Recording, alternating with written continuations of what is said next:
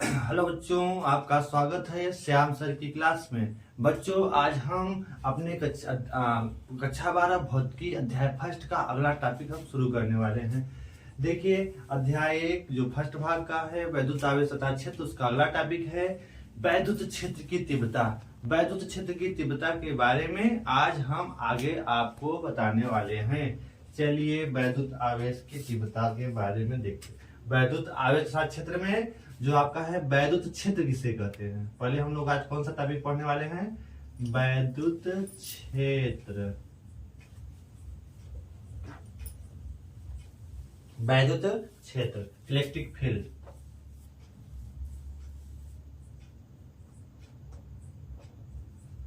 Electric field,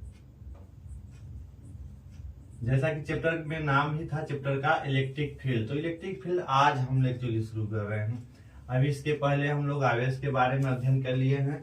इसके पहले हमने आपको 8 वीडियो हमने डाल रखा है। 8 भाग आप देख लेंगे। ये आपका 9वां भाग है। 9वां भाग तब आपको अच्छे से समझ में आ जाएगा। चलिए हम लोग 9वें भाग का वैद्युत क्षेत्र इलेक्ट्रिक फील्ड के बारे में देखते हैं। इलेक्ट्रिक फील्ड होता क्या है?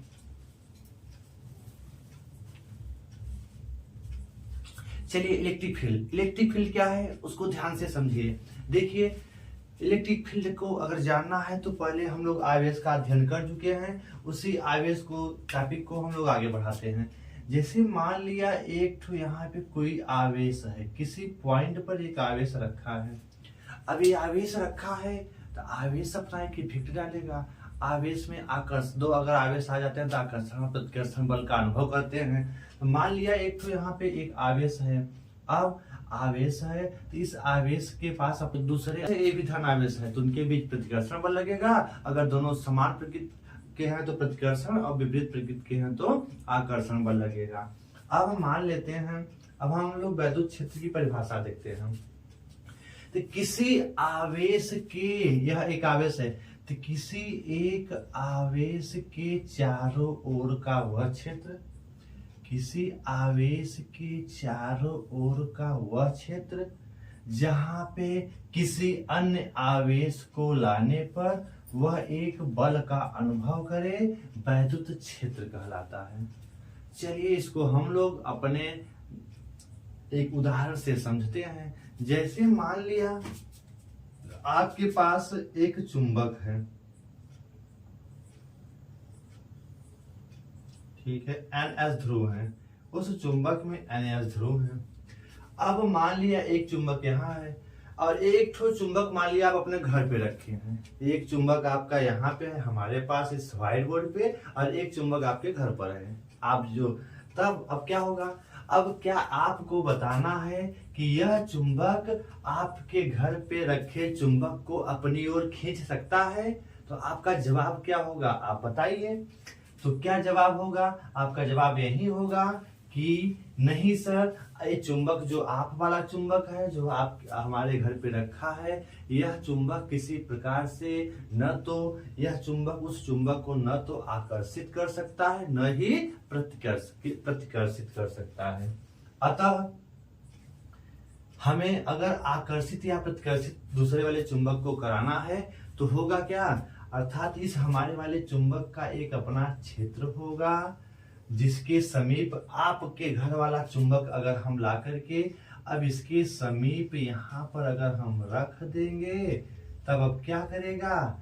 अगर हम थोड़ा सा और इसको पास में लाते हैं, मतलब एक क्राइटेरिया होगा, मतलब इसके अंदर अगर हम ला के रखते हैं तब क्या करेगा? अब यह यन ध्रुव है, यह यस ध्रुव है, यह यन ध्रुव है। अब क्या करेगा? यह हमारा वाला चुंबक आप वाले चुंबक को अपनी ओर क्या करेगा? आकर्षित कर लेगा। अर्थात अब यह इसको आकर्षित करेगा, यह इसको, मतलब इसमें आकर्षण बल लग जाएगा। लेकिन जब तक यह चुंबक एक फिक्स क्षेत्र से दूर है, अर्थात यह अगर चुंबक आपका यहाँ पर है, इधर है, ये आपका मान लिया यन ध्रुव है, ये आपका यस ध्रुव है, तो ये आपके घर वाला चुंबक अगर यहाँ है और हमारा वाला चुंबक यहाँ है, तब इनसे कोई मेलजोल नहीं होगा, अर्थात इनमें कोई प्रभाव देखने को नहीं मिलेगा। इससे क्या पता चला? अगर यह चुंबक यहाँ से उठ करके अगर इस क्षेत्र में आ जाए, मतलब कौन से किस क्षेत्र में, इस चुंबक के इर्द गिर्द पास में अगर आ जाए, यहाँ पर अगर आ जाए, तब क्या करेगा, यह वाला चुंबक इस चुंबक को अपनी ओर क्या करेंगे, आकर्षण बल, मतलब इस चुंबक, यह चुंबक अब अपना प्रभाव दिखाएगा, या तो दूसरे वाले चुंबक को अपनी ओर खींचेगा, या तो क्या करेगा, इसमें वैसे तो आकर्षण बल लगेगा, या तो क्या लगेगा, प्रतिकर्षण बल लगेगा। मतलब कोई एक चुंबक है, उसके चारों ओर एक फिक्स क्षेत्र होता है, जिसमें क्या करता है, यह चुंबक दूसरे चुंबक पे क्या करता है, आकर्षण या प्रतिकर्षण बल लगाता है। सेम उसी तरह इसी सिद्धांत पर आपका क्या है, वैद्युत आवेश है। अतः यह एक वैद्युत आवेश है, अगर ये रखा है कहीं पर, तो इसके चारों ओर एक ऐसा क्षेत्र होगा, इसके चारों ओर एक ऐसा क्षेत्र होगा जहां पे किसी अन्य आवेश को, जैसे अगर कोई अन्य आवेश यहाँ पे है, इन दोनों से कोई मतलब नहीं है, ये अपना काम करेगा, वो अपना काम करेगा।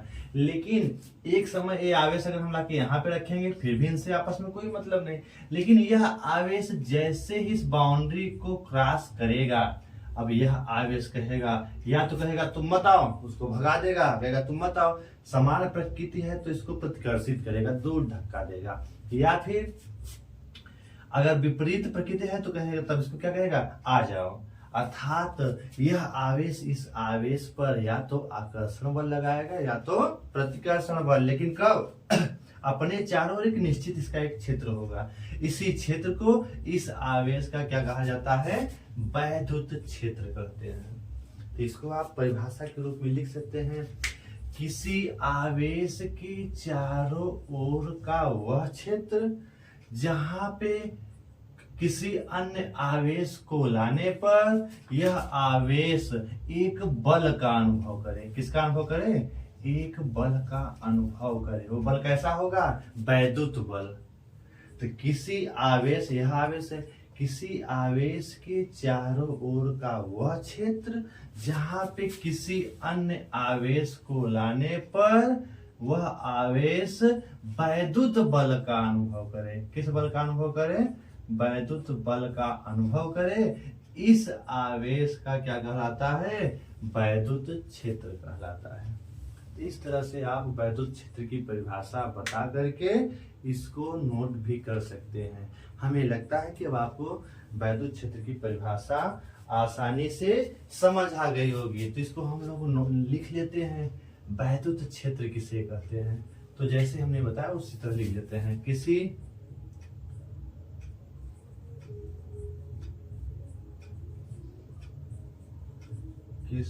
आवेश के चारों ओर का वह क्षेत्र जहां पर किसी अन्य आवेश को लाने पर, जहां पर किसी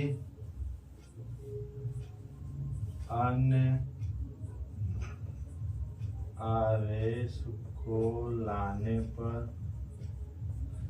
किसी आवेश के चारों ओर का वह क्षेत्र जहां पर किसी अन्य आवेश को लाने पर वह वैद्युत बल का अनुभव करे, वैद्युत बल का अनुभव करे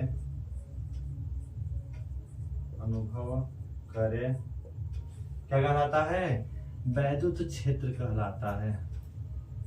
उस आवेश का, किसी आवेश के चारों ओर का वह क्षेत्र जहां पर किसी अन्य आवेश को लाने पर वह वैद्युत बल का अनुभव करे, वैद्युत क्षेत्र कहलाता है। उस आवेश का, उस आवेश का वैद्युत क्षेत्र कहलाता है। उस आवेश का वैद्युत क्षेत्र कहलाता, उस आवेश का वैद्युत क्षेत्र कहलाता है। तो चलिए इसको आप लोग समझ लीजिए। तो वैद्युत क्षेत्र किसे कहते हैं, फिर से समझिए, किसी आवेश के चारों ओर का वह क्षेत्र जहाँ पे किसी अन्य आवेश को लाने पर यह आवेश एक वैद्युत बल का अनुभव करेगा। अर्थात वैद्युत बल का मतलब आकर्षण बल या प्रतिकर्षण बल का अगर अनुभव करता है तब इस आवेश का क्या कहलाता है, इसका मतलब यहाँ पर क्षेत्र है, उस क्षेत्र को वैद्युत क्षेत्र कहते हैं। इस तरह से आप इसको लिख लीजिएगा, वैद्युत क्षेत्र की परिभाषा। अब हम लोग चलते हैं वैद्युत क्षेत्र रेखाएं क्या होती हैं, वैद्युत क्षेत्र रेखाएं या वैद्युत बल रेखाएं।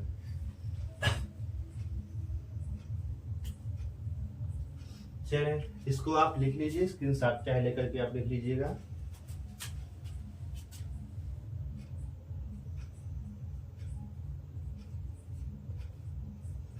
वैद्युत बल रेखाएं या इसको वैद्युत क्षेत्र रेखाएं भी कहा जाता है, या वैद्युत बल रेखाएं या क्षेत्र रेखाएं भी कहते हैं। वैद्युत बल या क्षेत्र रेखाएं,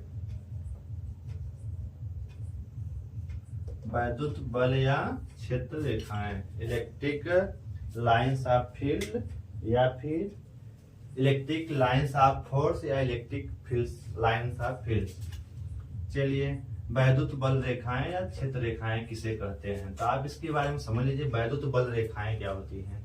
देखिए वैद्युत क्षेत्र की परिभाषा पता चल गई, तो वैद्युत क्षेत्र रेखाएं क्या होती हैं उसको समझिए। तो वैद्युत क्षेत्र रेखाएं वे काल्पनिक रेखाएं होती हैं। जैसे हमें कैसे पता चलेगा कि यह आवेश जहाँ पे आ गया है वहां पे वैद्युत क्षेत्र है, तो वैद्युत क्षेत्र का आकलन वैद्युत क्षेत्र रेखाओं के द्वारा किया जाता है। अर्थात वैद्युत क्षेत्र रेखाएं वे काल्पनिक रेखाएं होती हैं जो वैद्युत क्षेत्र के अविरल प्रदर्शन को व्यक्त करती हैं। अर्थात वैद्युत क्षेत्र रेखाओं से हमें पता चलता है कि इस स्थान पे वैद्युत क्षेत्र है कि नहीं, इसका आकलन वैद्युत क्षेत्र रेखाओं के द्वारा किया जाता है। लेकिन एक्चुअली में कोई वैद्युत क्षेत्र रेखाएं होती नहीं, लेकिन हम लोग कल्पना करते हैं कि वैद्युत क्षेत्र रेखाएं हैं, जिससे हम लोग वैद्युत क्षेत्र के होने का मतलब प्रभाव देखते हैं कि यहाँ पे वैद्युत क्षेत्र है। इसकी परिभाषा लिख सकते हैं, वैद्युत क्षेत्र रेखाएं, वैद्युत क्षेत्र रेखाएं वे काल्पनिक रेखाएं होती हैं, वे काल्पनिक रेखाएं होती हैं। वैद्युत क्षेत्र रेखाएं वे काल्पनिक रेखाएं होती हैं जो वैद्युत क्षेत्र के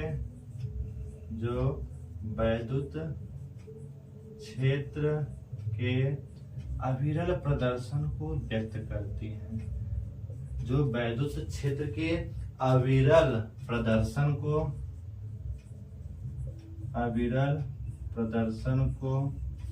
व्यक्त करती हैं।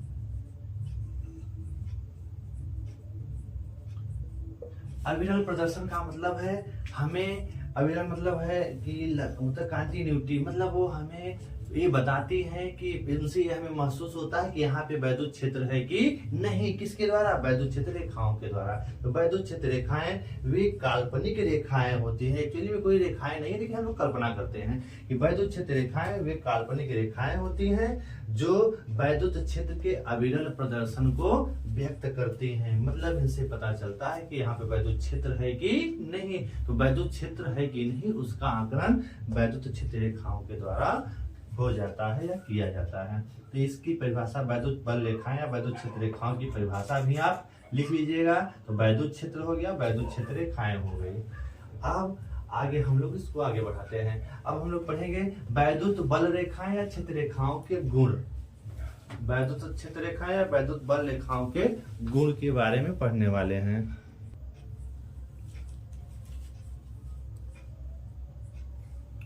चलिए अब हम लोग आगे अगली हेडिंग देखते हैं इसी का, वैद्युत बल रेखाओं के गुण या वैद्युत क्षेत्र रेखाओं के गुण। वैद्युत क्षेत्र रेखाओं के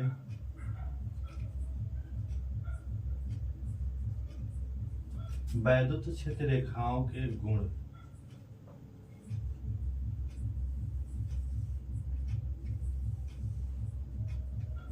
वैद्युत क्षेत्र रेखाओं के गुण। हम लोग वैद्युत क्षेत्र रेखाओं के गुण के बारे में देखने वाले हैं। तो वैद्युत क्षेत्र रेखाओं के गुण के बारे में चर्चा करेंगे। वैद्युत क्षेत्र रेखाओं का पहला जो गुण है, वैद्युत क्षेत्र रेखाएं, वैद्युत क्षेत्र रेखाएं हमेशा धन आवेश से निकलती हैं और ऋण आवेश पर पहुंच करके समाप्त हो जाती हैं। मतलब जो वैद्युत क्षेत्र रेखाएं होती हैं हमेशा कहाँ से निकलती हैं? धन आवेश से निकलती हैं और ऋण आवेश पर पहुंच करके क्या हो जाती हैं? समाप्त हो जाती हैं। तो वैद्युत क्षेत्र रेखाएं धन आवेश से निकलती हैं और कहाँ जाके मिलती हैं? ऋण आवेश पे मिलकर के क्या हो जाती हैं? समाप्त हो जाती हैं। इस तरह से वैद्युत क्षेत्र रेखाएं हमेशा कहाँ से चलती हैं? प्लस आवेश से चलती हैं और कहाँ समाप्त हो जाती हैं? माइनस आवेश पर पहुंच करके क्या हो जाती हैं? समाप्त हो जाती हैं। ये है आपकी, और इधर से आएंगे ऐसे।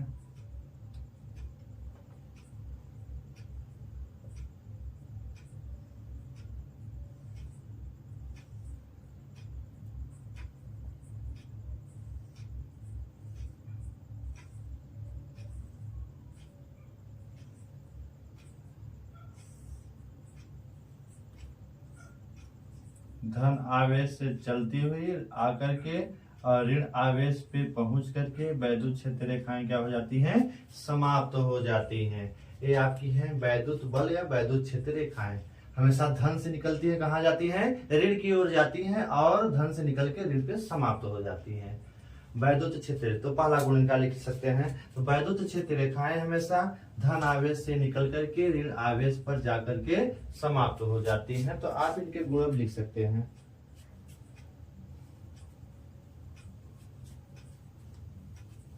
तो यहाँ लिख लेते हैं पहला गुण, वैद्युत क्षेत्र रेखाएं, वैद्युत क्षेत्र रेखाएं, वैद्युत क्षेत्र रेखाएं धन आवेश से निकलती हैं, धन आवेश से निकलती हैं, निकलती हैं और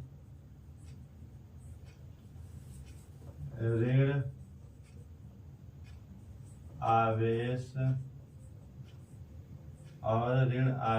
में प्रवेश करती हैं। ऋण आवेश में क्या करती हैं? प्रवेश करती हैं। यह है वैद्युत क्षेत्र रेखाओं का पहला गुण। हमेशा धन से निकलती हैं, कहाँ प्रवेश करती हैं? ऋण आवेश में प्रवेश करती हैं। चलें, तो आप पहला गुण देख लेंगे। फिर वैद्युत क्षेत्र रेखाओं का जो दूसरा गुण है उसको हम लोग देखते हैं। दूसरा गुण क्या है वैद्युत क्षेत्र रेखाओं का? वैद्युत क्षेत्र रेखाएं, हम वैद्युत क्षेत्र रेखाओं के किसी बिंदु पर, वैद्युत क्षेत्र रेखाओं के किसी बिंदु पर, किसी बिंदु की आप बात कर लो, वैद्युत क्षेत्र रेखाओं के किसी बिंदु पर खींची गई स्पर्श रेखा, खींची गई स्पर्श रेखा किसी बिंदु पर, वैद्युत क्षेत्र रेखाओं के किसी बिंदु पर खींची गई स्पर्श रेखा उस बिंदु पर वैद्युत क्षेत्र की दिशा को व्यक्त करती है। तो आप लिख सकते हैं, जैसे यहाँ हमने खींचा है, देखिए इस बिंदु, मतलब वैद्युत क्षेत्र के किसी बिंदु पर, जैसे इस बिंदु पर वैद्युत क्षेत्र के किसी बिंदु पर खींची गई स्पर्श रेखा, जैसे यहाँ इस बिंदु पर स्पर्श रेखा खींची है, यहाँ से होते हुए यूं। तो वैद्युत क्षेत्र के किसी बिंदु पर खींची गई स्पर्श रेखा उस बिंदु पर वैद्युत क्षेत्र की दिशा को व्यक्त करती है। तो इसको हम लोग लिख लेते हैं। तो यहाँ पे वैद्युत क्षेत्र के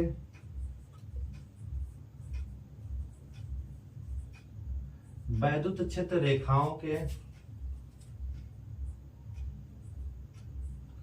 वैद्युत क्षेत्र रेखाओं के किसी बिंदु पर, वैद्युत क्षेत्र रेखाओं के किसी बिंदु पर खींची गई जो स्पर्श रेखा है, तो वैद्युत क्षेत्र रेखाओं के किसी बिंदु पर, किसी बिंदु पर खींची गई स्पर्श रेखा, खींची गई स्पर्श रेखा। वैद्युत क्षेत्र रेखाओं के किसी बिंदु पर खींची गई स्पर्श रेखा उस बिंदु पर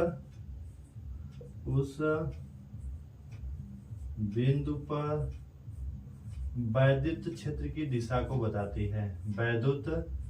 उस बिंदु पर वैद्युत क्षेत्र की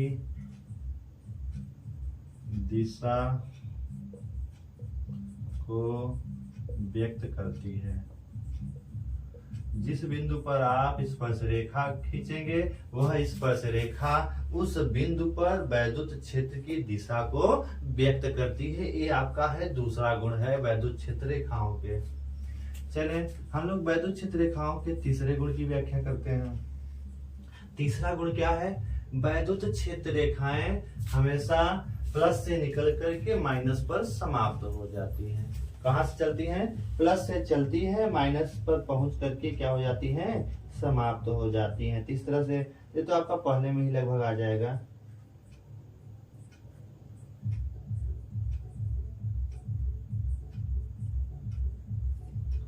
तो अगला लिख लेते हैं वैद्युत क्षेत्र। हाँ तो लिख लेते हैं छोटा सा वैद्युत। एक चीज और है यहाँ पे, तो पहला आपको पता चल गया कि वैद्युत क्षेत्र रेखाएं हमेशा धन आवेश से निकल करके ऋण आवेश में प्रवेश करती है, वहीं पे समाप्त भी हो जाती है, तो पहले में ही हो जाएगा।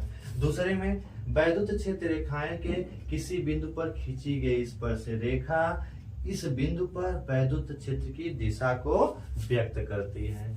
इस तरह से आप दूसरा बता लेंगे। तीसरा एक और यही दिख रहा है, कर लीजिए। तो वैद्युत क्षेत्र रेखाएं एक दूसरे को कभी भी ओवरलेप नहीं करती हैं, अर्थात कभी भी दो वैद्युत क्षेत्र रेखाएं एक दूसरे को काटती नहीं हैं। अगर काट देंगी उस बिंदु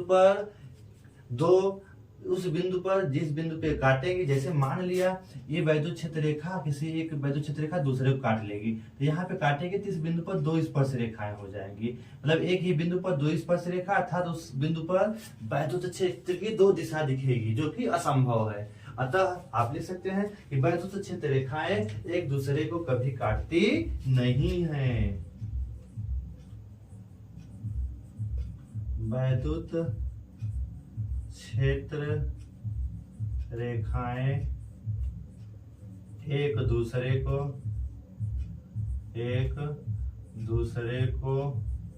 कभी काटती नहीं हैं, कभी काटती नहीं है। मतलब वैद्युत क्षेत्र रेखाएं एक दूसरे को कभी भी काटती नहीं हैं। अगर काटती तो उस बिंदु पर वैद्युत क्षेत्र की दो दिशा दिखती है, और एक ही बिंदु पर वैद्युत क्षेत्र की दो दिशाएं असंभव होती हैं। अतः वैद्युत क्षेत्र रेखाएं एक दूसरे को कभी भी काटती नहीं है। तो इसको आप लिख लेंगे। ये आपके 3 हो गए गुण। चलिए हम लोग अगला चौथा देखते हैं। इन तीनों का आप स्क्रीनशॉट लेकर के एक बार इसको अपने फिगर में आप जरूर लिख लीजिएगा। चलिए स्क्रीनशॉट ले लीजिए। चलिए हम लोग चौथा गुण इसका देखते हैं। तो इस तरह से 3 गुण आपको समझ में आ गया होगा। इन तीनों को आप नोट कर लेंगे। अब चौथा हम लोग देखते हैं।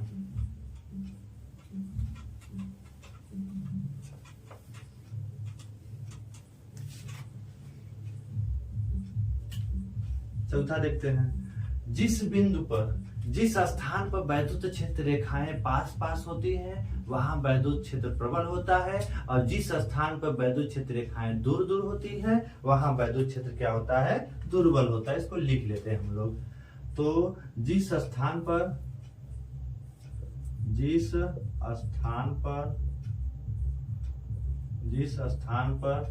वैद्युत क्षेत्र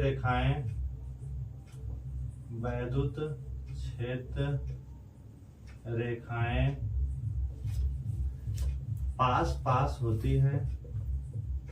पास पास होती हैं, वहां वैद्युत क्षेत्र प्रबल होता है। वहां वैद्युत क्षेत्र प्रबल होता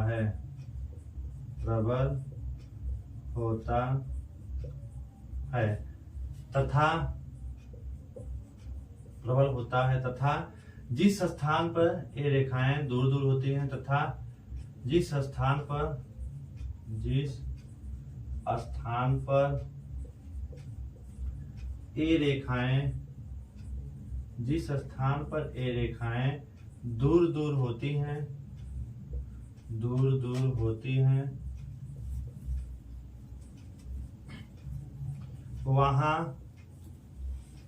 वैद्युत क्षेत्र दुर्बल होता है। वहां वैद्युत क्षेत्र दुर्बल होता है। वहां वैद्युत क्षेत्र दुर्बल होता है। तो आप इस पॉइंट को भी नोट करेंगे। मतलब ये क्षेत्र रेखाएं जहां पास पास देखिए, जैसे यहाँ पर देखिए इसके अक्ष के पास, यहाँ पर देखिए वैद्युत क्षेत्र रेखाएं क्या है, ज्यादा क्लोज हैं, ज्यादा पास पास हैं। ऐसे यहाँ पर भी वैद्युत क्षेत्र रेखाएं ज्यादा पास पास हैं, तो यहाँ पे वैद्युत क्षेत्र प्रबल होगा। और इधर दूर देखें तो वैद्युत क्षेत्र रेखाएं दूर दूर है, तो यहाँ पे वैद्युत क्षेत्र क्या होता है, दुर्बल होता है। इसको भी आप यहाँ पे लिख लेंगे चौथे पॉइंट में। वैद्युत क्षेत्र रेखाएं जब पास पास है तो वैद्युत क्षेत्र प्रबल होता है, जब दूर दूर है तो वैद्युत क्षेत्र क्या होता है, दुर्बल होता है। तो इसको भी आप लिखेंगे।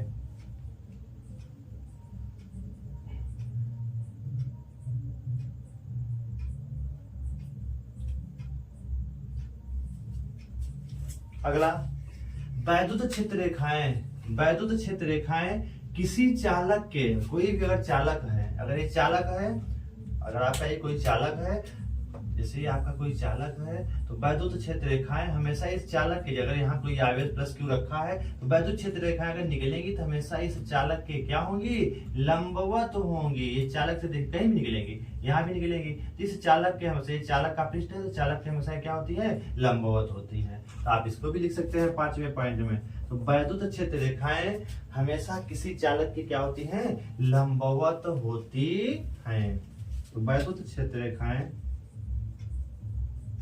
वैद्युत क्षेत्र रेखाएं किसी चालक के, किसी चालक के लंबवत होती हैं, किसी चालक के लंबवत होती हैं।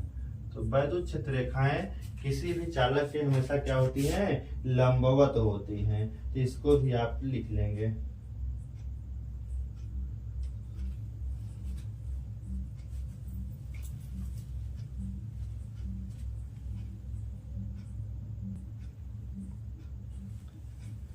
चलिए बच्चों, ये 5 आपके वैद्युत क्षेत्र रेखाओं के गुण हो गए। इसके अलावा भी कुछ गुण है, उसको हम आपको बता देते हैं। इन 5 को तो आप नोट कर लेंगे, उसके अलावा भी इसके ढेर से वैद्युत क्षेत्र रेखाओं के गुण हैं, उसको भी हम आपको ऐसे बता देते हैं, उसको भी आप समझ लीजिए।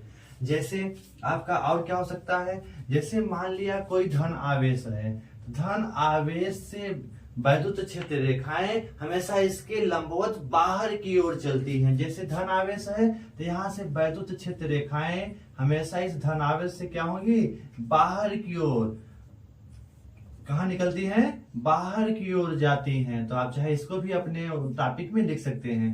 अर्थात अगर कहीं एकल आवेश है, कहीं एकल आवेश है तो वैद्युत क्षेत्र रेखाएं, अगर धन आवेश है, एकल धन आवेश है, तो वहां से वैद्युत क्षेत्र रेखाएं हमेशा बाहर की ओर लंबवत जाती हैं। तो चाहे इसको भी आप नोट कर लेंगे छठवें पॉइंट में। छठवें पॉइंट में आप इसको भी चाहे तो नोट कर लेंगे।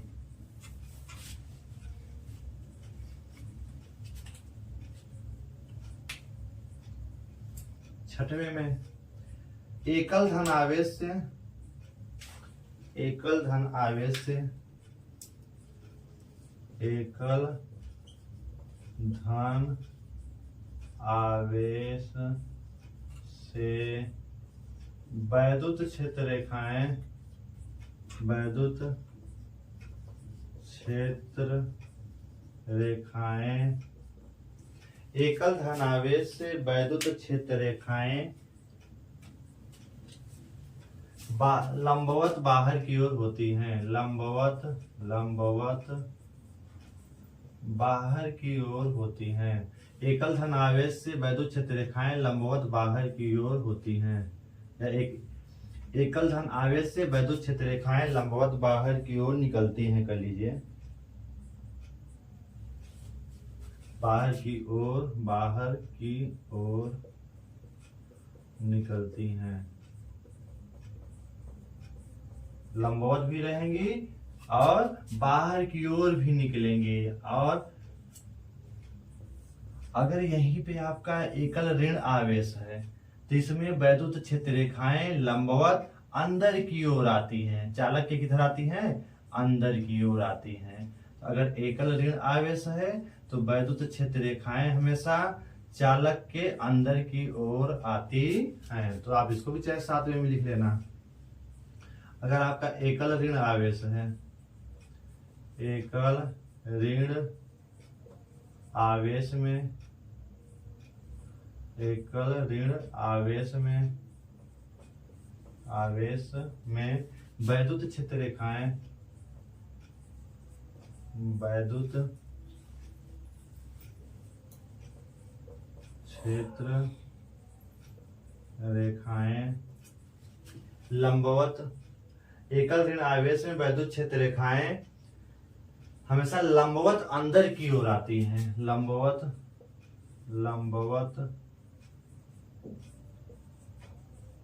अंदर की ओर आती हैं। इसको भी लिख लेना। लंबवत कहाँ आती हैं? अंदर की ओर आती हैं। और किसी भी धन आवेश हो चाहे ऋण आवेश हो, असंख्य वैद्युत क्षेत्र रेखाएं बाहर निकलती है। धन आवेश से हमेशा असंख्य वैद्युत क्षेत्र रेखाएं बाहर निकलती हैं तथा ऋण आवेश में असंख्य वैद्युत क्षेत्र रेखाएं प्रवेश करती हैं। तो आप इस तरह से 6-7 टॉपिक जो भी आपको बताया गया, और भी गुण है तो आप बेसिक गुण हमने आपको बता दिया है। इन गुणों को तैयार करके आप अपने इस टॉपिक को, वैद्युत क्षेत्र रेखाओं के गुण को आप आसानी से पढ़ सकते हैं, समझ सकते हैं और इसको लिख लीजिएगा। तो वैद्युत क्षेत्र रेखाओं के 7 गुणों को आप पढ़ करके इसको लिखिए। वैद्युत क्षेत्र की परिभाषा बताई गई, वैद्युत क्षेत्र रेखाओं के गुण बताए गए, इनको आप अच्छे से पढ़ करके अपने टॉपिक को कवर करिए और इसको अपने नोट्स में लिख भी लीजिए। चलिए बच्चों, अगर अच्छा लगा है तो आप हमारे चैनल को, श्याम सर की क्लास को लाइक करें, सब्सक्राइब करें जो नए हैं चैनल पे, और ज्यादा से ज्यादा अपने दोस्तों के पास शेयर करें। और आप हमारे लेक्चर नंबर 9 को पढ़िए। इसके पहले वाले जो वीडियो पढ़े हैं उसको भी आप ध्यानपूर्वक पढ़ते रहें।